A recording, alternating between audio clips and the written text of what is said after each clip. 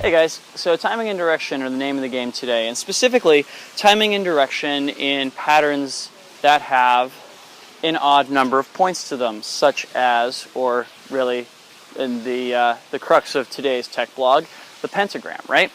Now, I've long thought of timing and direction as being a function of creating essentially different types of symmetries. So, for example, when you're going same time, same direction, you're essentially doubling whatever figure you're creating.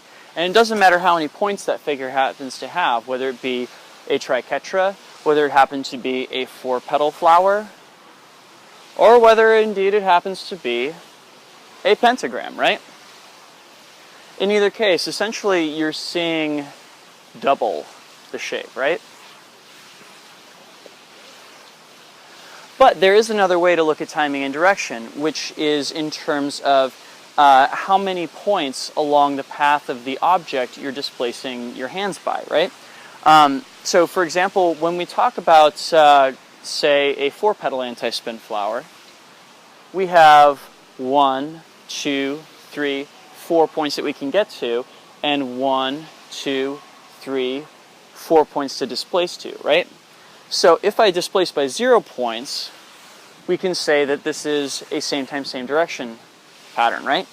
If I want to displace by 1 point, I wind up in quarter time land, right?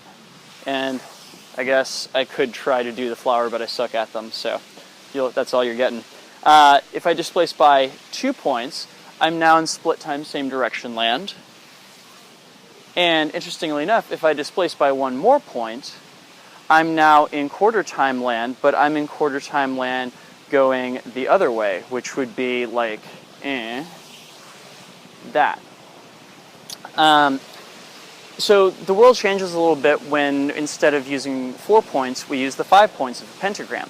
And in fact, after playing around with all the different phasings of it, what I'm realizing is that essentially there are really only 3 variants inside the pentagram, but what changes inside of them is which hand is leading, right?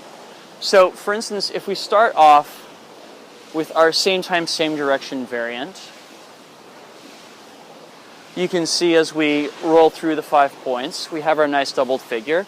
Now, if I decide to displace one hand by 1 point, and I'm going to start with my right hand here, I create a pattern that feels very split time, same direction-y.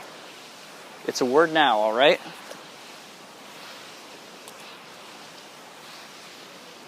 But if I displace by 1, 2, 3, 4 points, all of a sudden, I create a pattern that feels split time, same direction-y. What's going on here? Well, it feels split time, same direction-y, but it feels split time, same direction with my left hand now leading the way through the pattern rather than my right.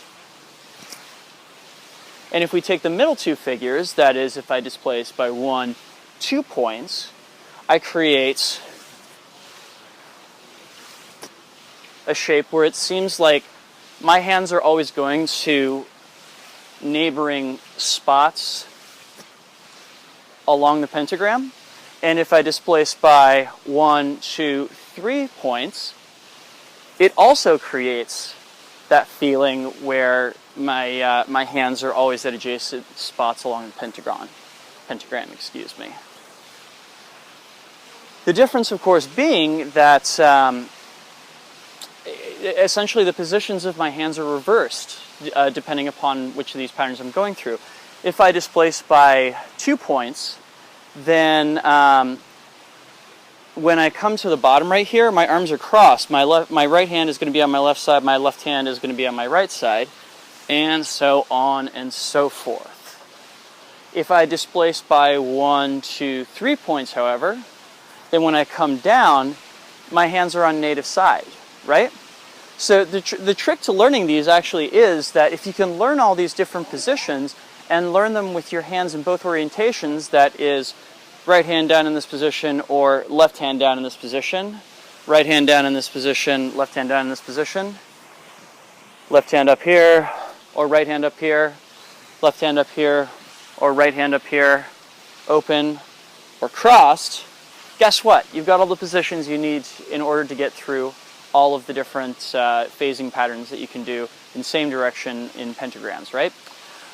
So at some point in the very near future, I'll do one on opposites, which is much less interesting because it's literally just which point the hands come together at. So yeah, in the near future on that one, thank you guys for watching and have yourselves a good one. Peace.